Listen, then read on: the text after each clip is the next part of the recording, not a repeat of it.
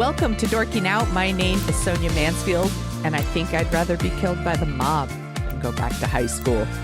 Joining me is my podcasting sister from another mister and the co-host of Dorking Out, Margo D. Hello, my friend.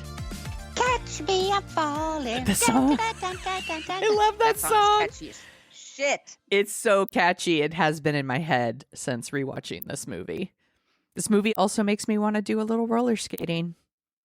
Me too. Makes me want to. Oh, in case you don't know, but I'm sure you do, we are dorking out about 1987's Hiding Out, starring Jon Cryer and I'm going to say friend of the pod, Keith Coogan, because he retweeted us before. So let's say friend of the pod.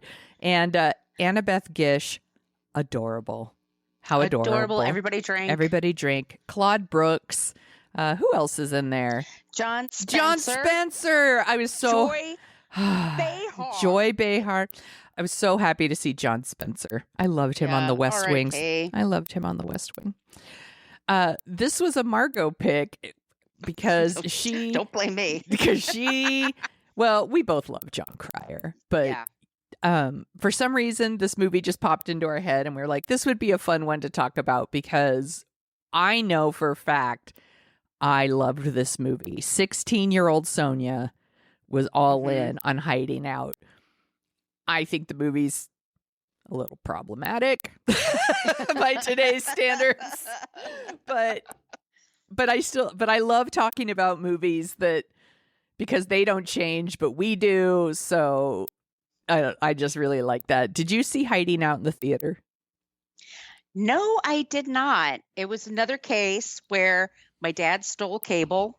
We had an illegal cable box, and we had the movie channel for free. Mm-hmm. And so it was just before it would go on to VCR or VHS tapes. But I got to meet Jon Cryer when he was doing publicity for this movie.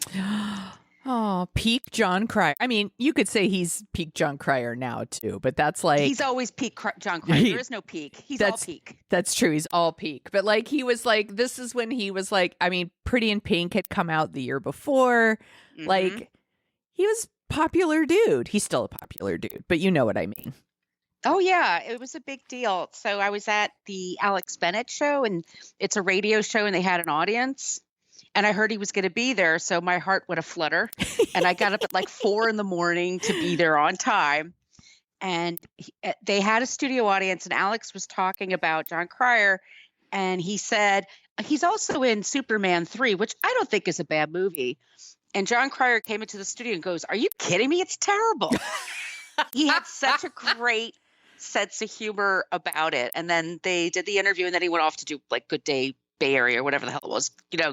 Oh, yeah. Oh, God. What was that one? There was like... No, KTVU. Yeah. Morning show with like something in Ross, or Ross and Ann. Oh my God. So they had People Are Talking. People Are Talking. That's it. And then they also had one called The Afternoon Show. They booked 2 hours live every day. It's a whole other world. Anyway, I got a picture with him and I'll post it on my Instagram, Aww. Brooklyn Fitchick. I've got big 80s hair. Yes. We look like we're a prom couple. It's really cute. Does he also have big 80s hair? No, he looks normal. Okay.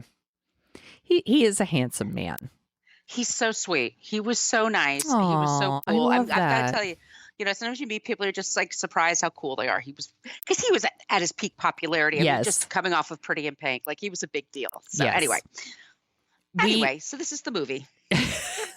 That's it. Well, that's the show. No. So last week we had Adam Risky on, and he mentioned that he always had it in his head that you were either like team Matthew Broderick or team Jon Cryer. I did not know that was a thing. Was that Adam a thing has for you? A lot of things that I don't understand. And I adore Adam. He's funny as shit. But he tends to overanalyze a bit. I think. I think because I think they're different eras for me. Because I know that like Jon Cryer was definitely like the number 2 in that. I went and was looking on Wikipedia, and it was like all these plays and things that when they couldn't get Matthew Broderick, they got Jon Cryer, right? And that just happened repeatedly. There were like a couple of movies that were supposed to be Matthew Broderick, and then they go to Jon Cryer. But I don't think there was ever like an animosity or like you had to like be Team Cryer or Team Broderick. I think I liked them both. It's kind of that goofy, handsome, aw shucks, not an aggro male kind of energy. I find him much more appealing here than I do in Pretty in Pink, not because of him, but because of his character. I think in Pretty in Pink, he does a lot of screeching. If you go back and look at it, and we talked about Pretty in Pink, there's a lot of screeching and a lot of problematic behavior. Here, he's much more chill. Yeah. And you could get why he's popular. In Pretty in Pink, we were Team Iona, which is the Annie Potts character. Yes. She's the best thing in that movie. We did a whole episode on it. Please go listen. We had thoughts and feelings about Ducky. And it's no slight on Jon Cryer. He's very good in that movie. It's not his fault. And never the actor's fault. No. And if you haven't seen Hiding Out, this one is Jon Cryer is playing like a 29-year-old man, a bond trader, I believe. In Boston. He's in Boston. And he has did some stuff for the mob. Did I? I'm like, the ghost. There's some Greek-ish name. Yes. Not Italian, but he's a stockbroker with this enormous beard. He's playing up. He was only 21 when he did this movie. So he's playing older. And there's some weird, he's a stock trader, and there's somebody that he worked with, and then they did something, they're working with the mob, and then he was going to testify, and he was on witness protection for a couple of weeks. One of those people protecting him is Jon Spencer. And then the mob finds out where they are, and they blow them up in a diner in Boston. Yep. And Jon Cryer gets away. And I think Jon Spencer loses an eye or something. But he gets away, and then he has an aunt, and she lives, I think I'm going to say New Jersey. I'm not quite sure where he goes. It's East Coast. Yeah. He has an aunt. He doesn't have a family. He has a grandmother, and he has this aunt and her son. And he goes to live with, he contacts the aunt to tell him that he's okay.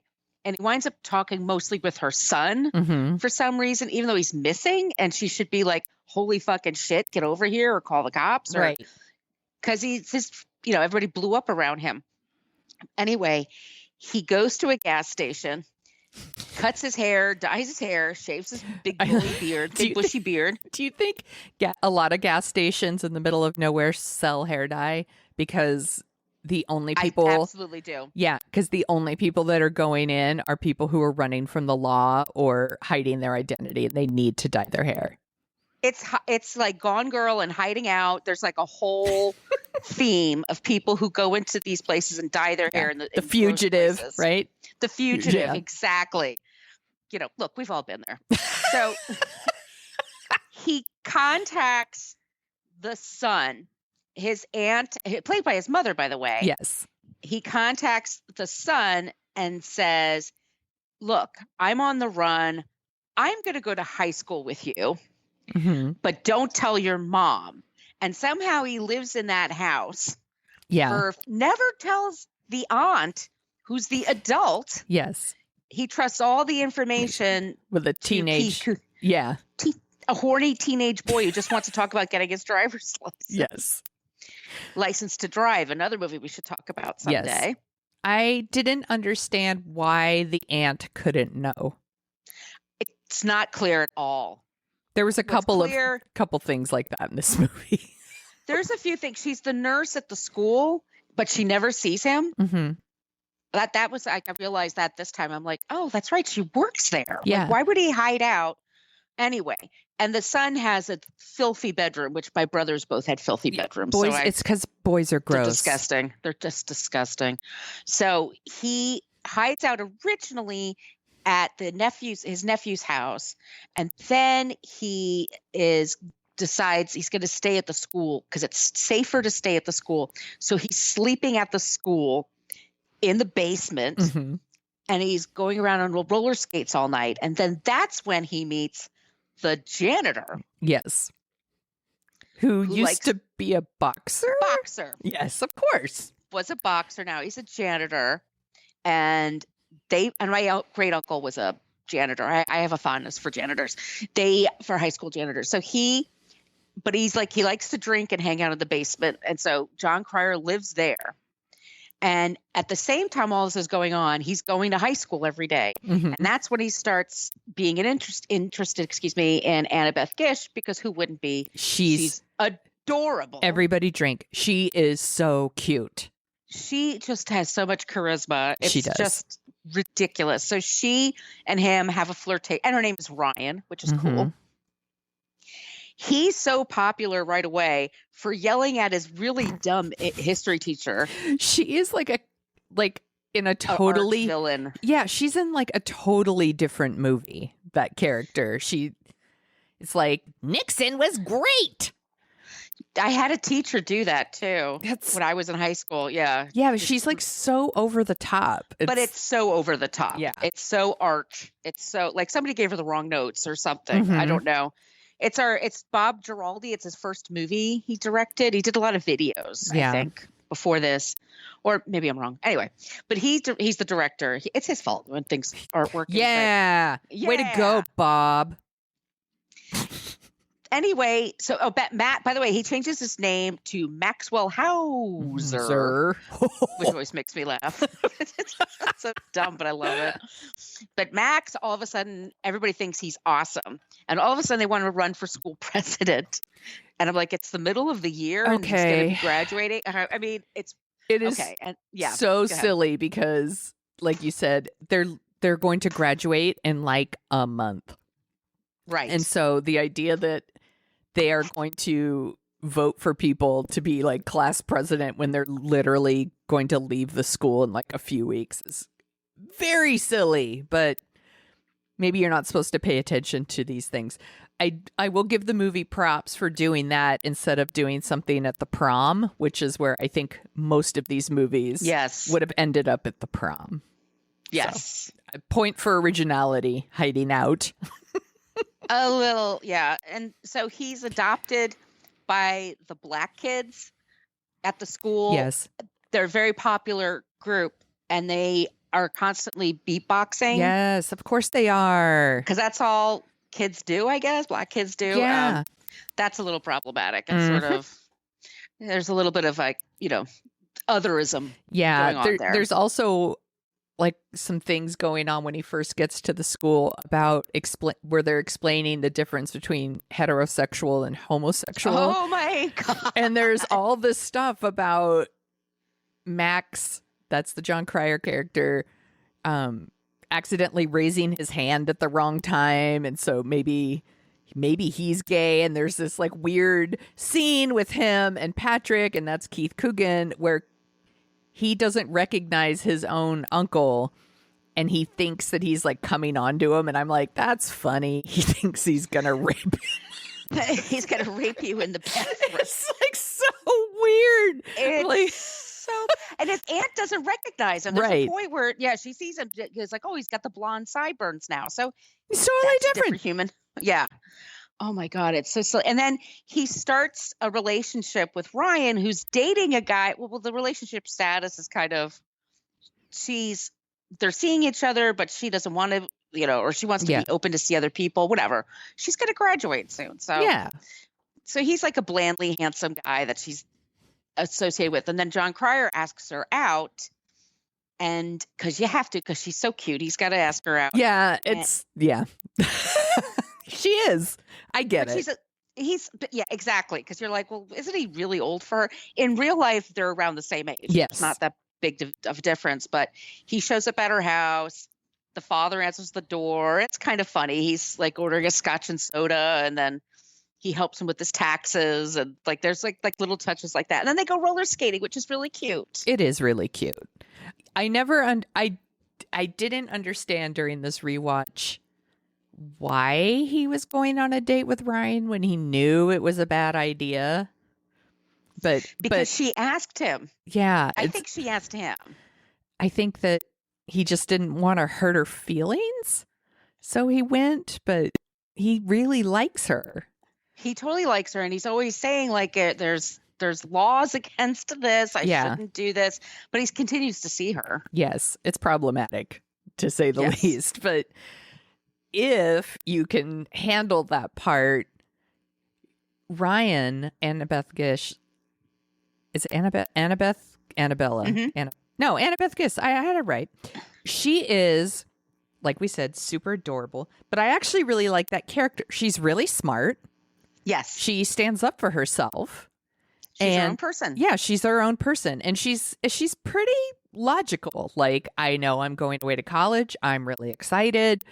You know, she's very nice to him and seems to have when he finally does tell her the truth, like, she has a pretty appropriate response, which isn't like, she doesn't like freak out, get angry. You lied to me. She was just like, wow, that's really scary. Like, what are you going to do? Exactly. I really like that. I think a different movie would have had her been like, I can't believe you lied to me. And like, she'd like storm off, and then like somehow she becomes a damsel in distress and all that, you know, like that's a whole other movie. I'm glad they didn't go that way. That's all with her.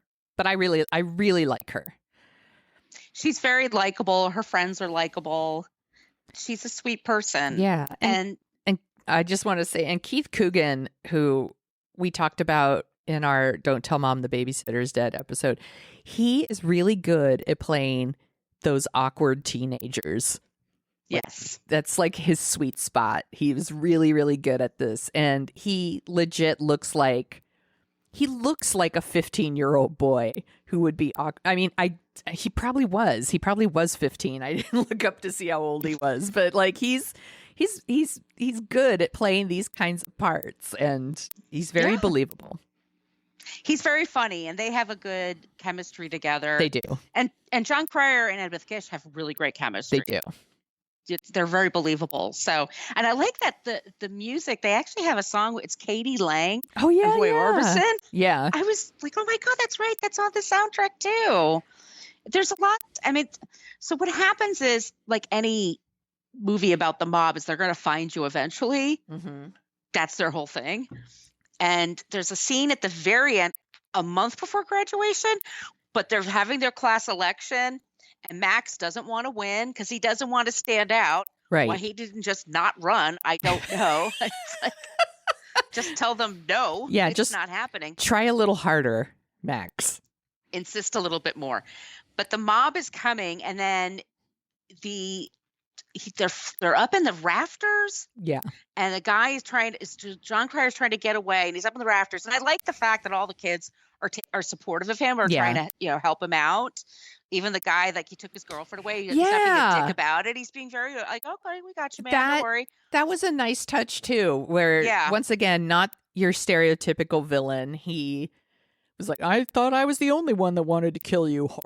But like he tries to help him. He is an actual decent person. The like comically evil teacher like throws the election in his favor, and he exposes her, and he didn't have to do that. You know? No, he handles it like a champ. Yeah. And then we have a scene where, the janitor's boxing skills come in because he punches out a guy with a gun. Yes.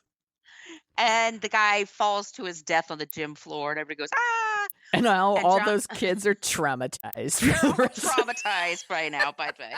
Also, the very next scene is Jon Cryer giving testimony. This doesn't happen the next day. Like, it takes a while, to get a trial going and stuff.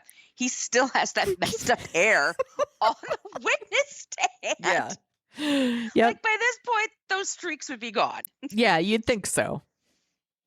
But I guess they keep him that way. And then he gives his testimony. Then he has to, and it's sad, he has to tell his grandmother that he's going away. He's going to witness protection. And what does he do with witness protection? He goes to the University of Iowa, where Ryan is now, a freshman in college, and putting her life in danger again by beginning a relationship with her. Yes. He's got the beard back. He's like ready to rock and roll. And that's how it ends. And it's like totally not necessary. It could have been he could have just been there to say goodbye to her one more time and then take off and wish her well, or, but no, we have to like have the ending where they're together. Yeah, of course we do. But that's hiding out. The ending, he goes into witness protection. He has to, he says goodbye to his grandma. That scene is very sad. She raised him, but then he's like, but I'm certainly going to tell the girl I went roller skating with that where I am. And yeah, put her life in danger. Like, interesting choice you're making there, Jon Cryer. Movie? Yeah, movie. That's like not my favorite. Do you think that couple could stay together? No, they break up, right? They have to. I mean, I think, or here we are, like the sequel is that he's being chased again by the mob and they go on the run together. I'm shocked they haven't done that, to be honest with you. Mm-hmm. No, he has a son, you see, and his son becomes a bond trader, and then he does the whole thing over again. And Jon Cryer's like, I know how it is, son. I, too, had to hide from the mob in a high school. But actually, he doesn't recognize his son because he dyed the sides of his hair blonde, and it makes him look and he wears a long black jacket. Totally different. I don't know what to tell you. I just found this movie very watchable. It is. It was on the cable box like that with Can't Buy Me Love and a few other movies that I watched and Hairspray. Like there's certain movies from that time I watched them ad nauseum, and I just like it's this 3-act film, and I totally thought Jon Cryer was adorable. Everybody drink. I thought the premise was fun. And I don't know, it's just very watchable. It's stuck in my head. I haven't seen it in a long time. Yes. And there's certain jokes that are told that are like, I think Jon Cryer's working overtime here. He is. He's working his ass off here. But that's why he's Jon Cryer. Yeah, exactly. Because he's awesome. I'm trying to look up what the rating is for this movie. Is it PG-13? It probably is, right? It's not R. It's not R, but I think there's some cursing. Because to me, this kind of movie, it's almost like a gateway thriller for teenagers. Like, yes, it's like, that's a good way to put it. It's the kind of movie that, like I said, 16-year-old Sonia was super into it because the stakes are high. There is like a life and death situation going on, but it's still like set in high school. There's still the comedy that's going on. I feel like this is the kind of movie, or maybe something like Stakeout or something, like these movies that aren't like real thrillers. They're like thriller light for beginners. And I feel like that's what Hiding Out is. A thriller for a beginner. Yeah. Yeah. I think that's exactly what it is. And like you said, it's super watchable. I watched this all the time. I saw it in the theater because I like, your mom? For sure, with my mom. And then went back and saw it at like the Dollar House Theater because I saw whatever was playing at the Dollar House Theater. I would watch it. And so I saw it a couple of times there. And I really liked it. And then, yeah, you watch it on HBO, you have it on a cassette because it had young people in it. And I'm like, it takes place at a high school. Yeah. So I also think that has something to do with it. Like, it wasn't like it is now where you kind of have all these movies and TV shows that are so specific to your demographic and they're all at your fingertips. Like, there was a time where like every TV show, because we had a whopping 3 or 4 networks, every show was about adults. So, and movies, a lot of the movies were about adults too. So when a movie came out that had younger people, we were like, oh, we were so excited. This is why shit like St. Elmo's Fire did so well. It's like, because at least like they were younger. That's true. But specifically like high school, you get really, that's why things like 90210 did so well. We were so excited to see younger people like our age on TV. And Luke Perry, of course. Oh, yes, of course, Luke R.I.P. Perry. I know, that sucked. That totally sucks. Yeah. Yeah, I don't know what to say. Like, there's enough realism there for the teenage Margo. Yeah. That I just like any idea of like somebody like going undercover and having to adapt someplace else, and the fact that he did at the school and he wears the roller skates, and I don't know, I was like, oh sure. I mean, the adult me's like, wow, he's in the school where his aunt works as a nurse and she never recognizes him. And by the way, his face is all over the place everywhere because everywhere they have the posters up for the school president thing that shouldn't be a thing. And his face is everywhere, and she's still like, la, la, la, la, la, la, la. Like, she just doesn't see it. Well, that can't be him because he has blonde hair. La, la, la. He's got a blonde streak, yes. And there's a whole thing where Keith is getting his driver's license, yes. and then he crashes the car. And then I like the stuff with his girlfriend that's like a bit taller than him. I think they're very cute together. They are super cute. I think it's like overall a nice message.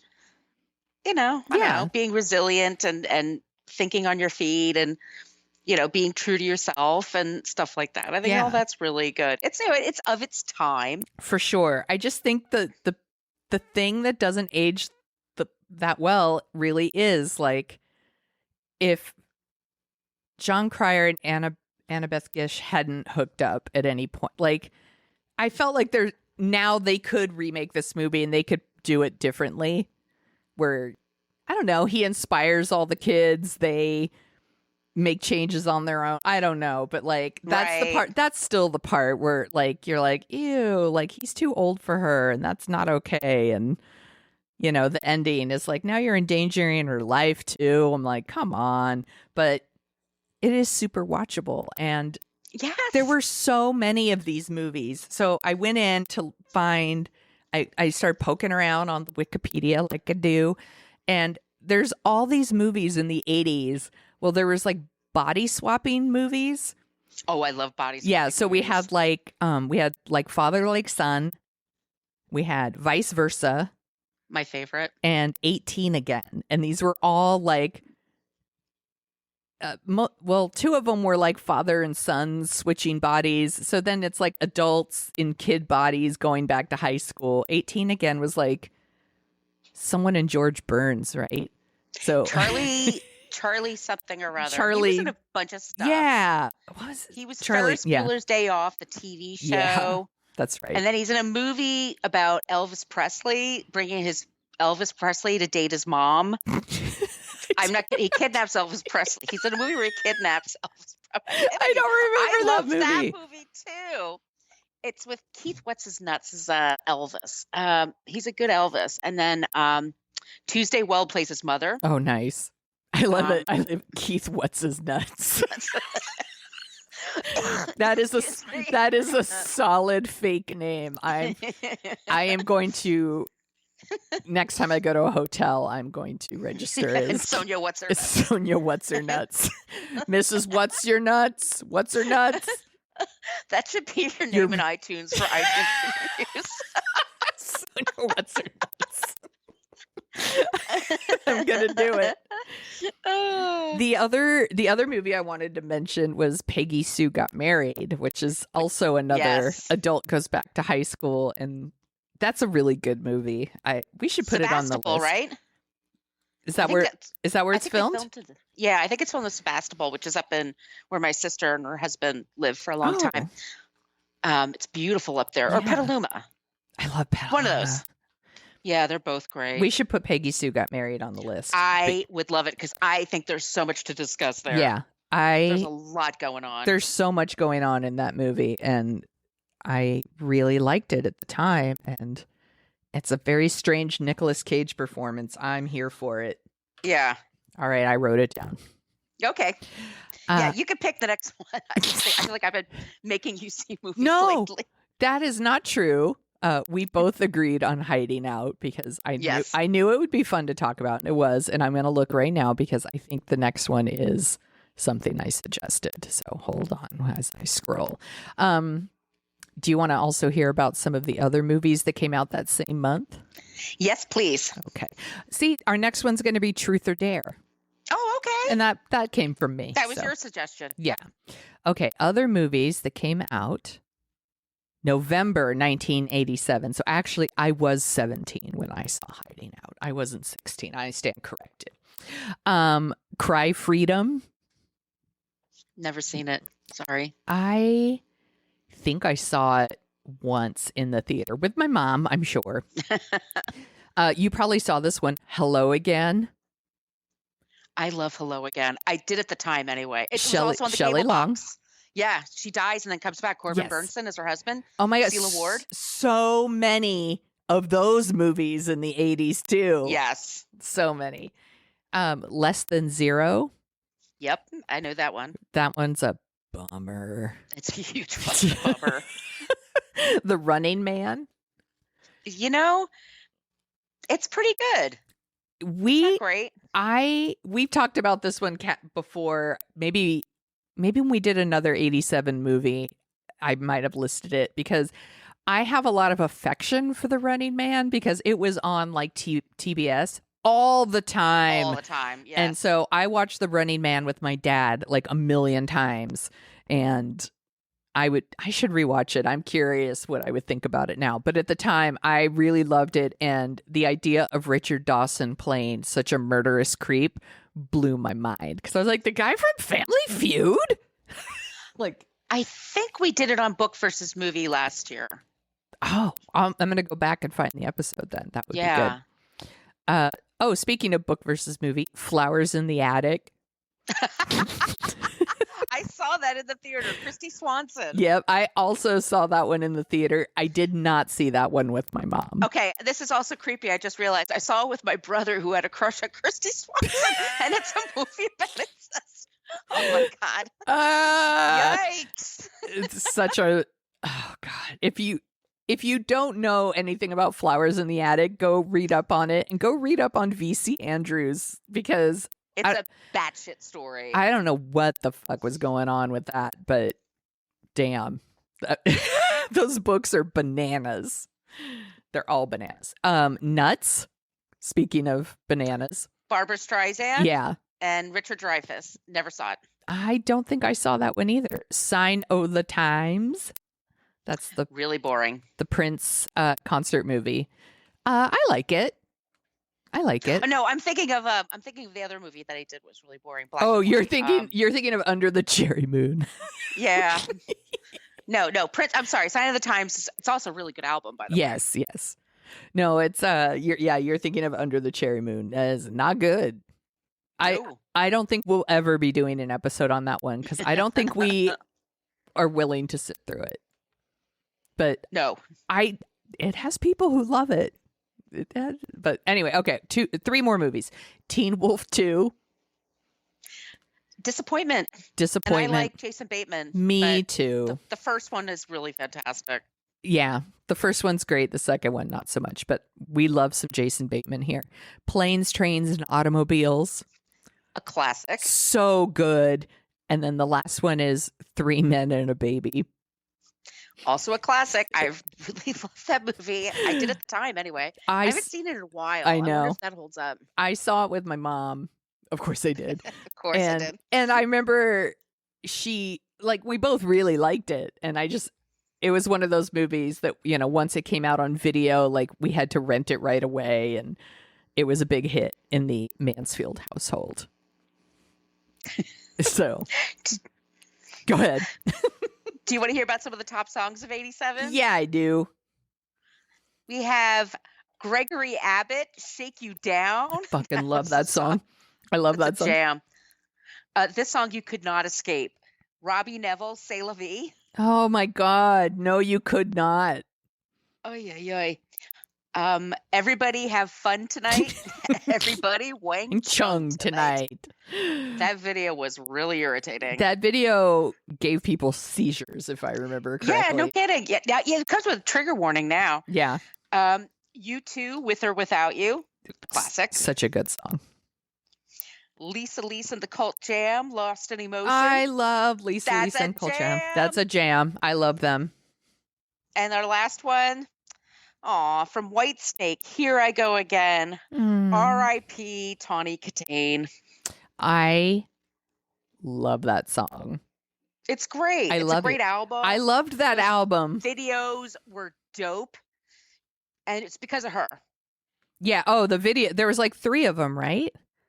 Yeah. Yeah. Oh my She gosh. did splits over the car. Yeah. I missed the news that she died until you said R.I.P. And now I'm looking it up because I missed it yesterday. Yeah, she died 59. Damn. That's young. I know. It's so young, and it's such a bummer. She was so, everyone drink, adorable. Mm-hmm. Really cute. She was great in Bachelor Party. Do you remember that? I loved Bachelor Party, but I know it did not age well. I'm sure it doesn't age. We should probably do it, though. Yeah, I'll write it down. Early Tom Hanks. Yeah. Because she's super cute in that. And she was also in the WKRP in Cincinnati remake. That was a thing they tried to make happen. I don't remember that at all. Early 90s, yeah. She was in a bunch of things. She also had some issues with alcohol and drugs and stuff, unfortunately, but they didn't give a cause of death. But she was still doing, cameos and social media and stuff like that. But isn't that a bummer? That's a total bummer because 59 is young. Yeah, if you're really young, you don't know that. It is young, you guys. It is. I know it sounds old to the young folks, but that's pretty young. Anyway, that's a bummer, but that song is dope. It's a great song. So I'm just, I'll have a sip of wine and I'll do a split in my living room. I won't do a split. That is just never going to be possible for me. I'm going to go hang out a car window. She had great hair. Oh my, she had like the best 80s hair. She really did. I coveted that hair for sure. Same here. What else are you dorking out about? Well, I was telling you a couple of things. So one thing I'm talking out about this afternoon, I sometimes have just like a free time on a Sunday afternoon, just a couple hours. And so I go around YouTube looking for stuff. And I came across General Hospital, which I loved in the 80s. Me too. Talking about the 80s again. In 1983, there's a whole thing of Jeannie Francis. She left General Hospital to have a TV career, movie career, and she came back, and her character Laura disappeared, and nobody said what happened to her.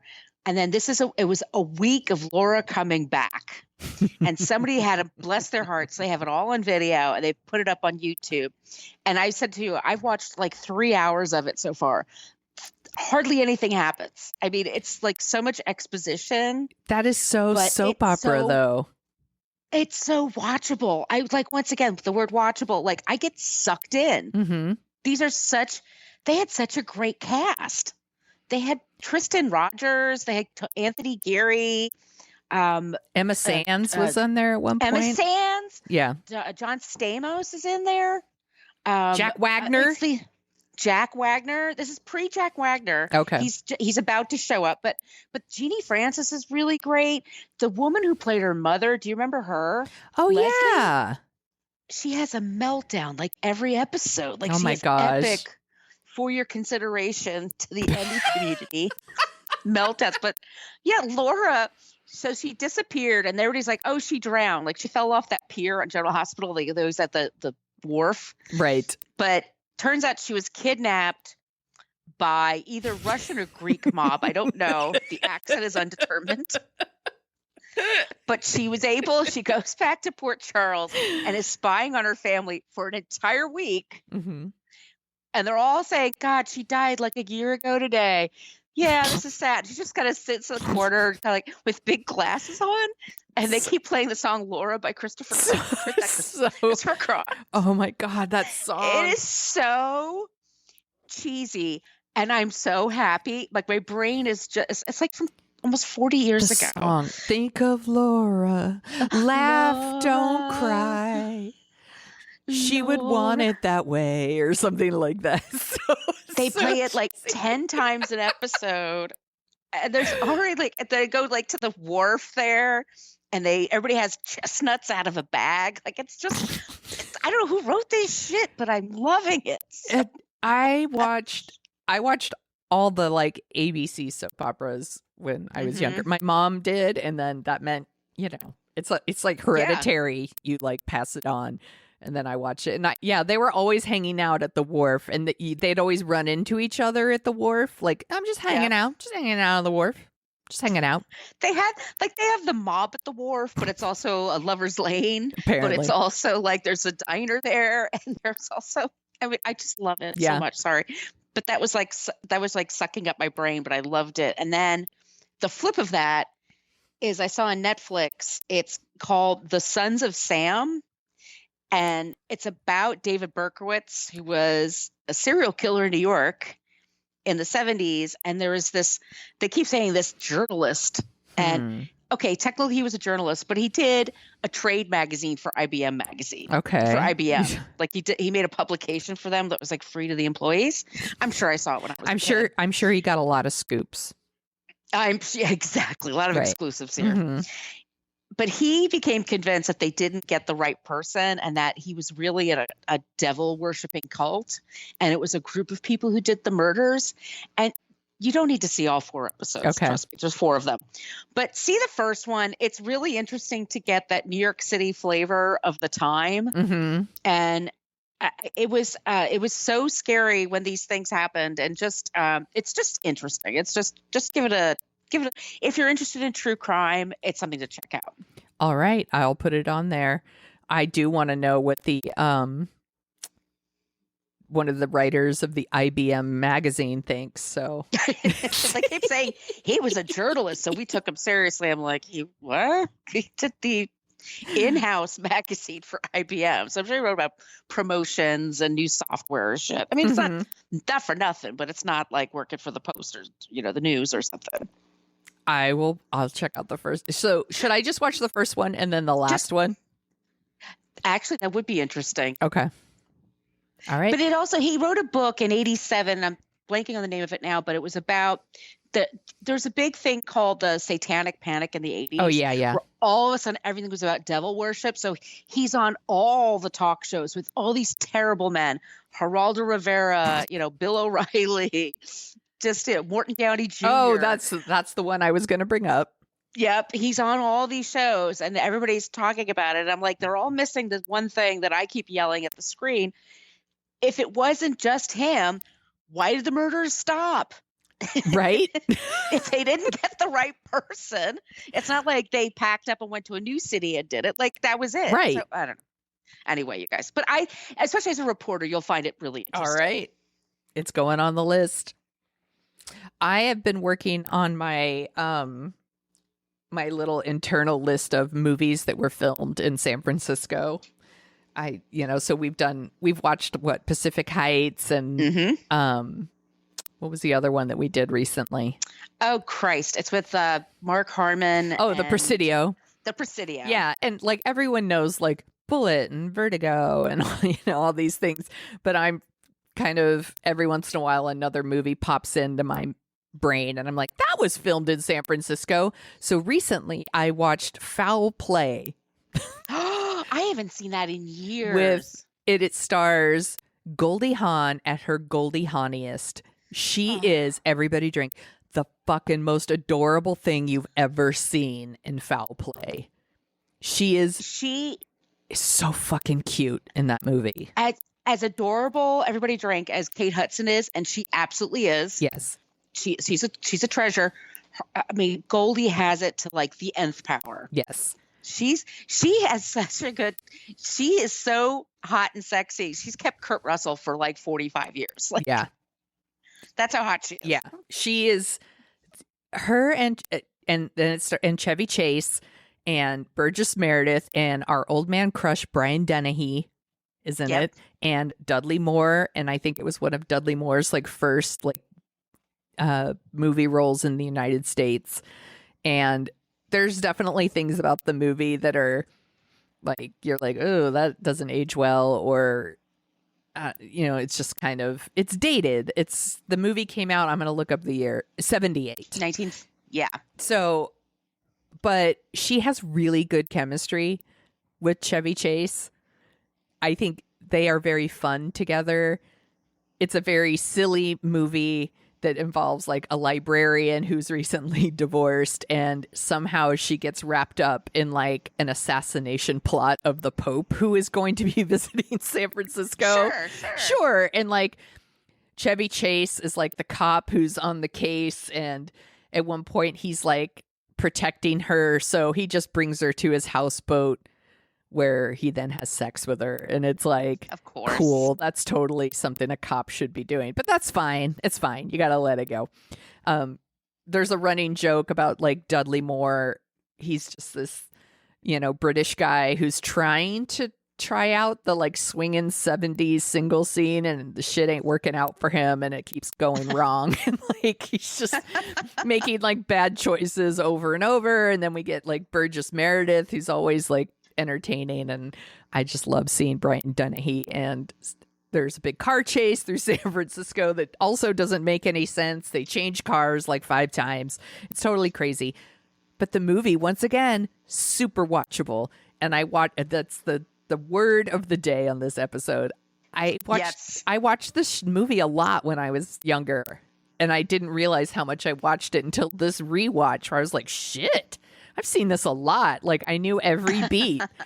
But it was really fun to watch. So if you're interested in like movies that were filmed in San Francisco, Foul Play is out there for you, waiting.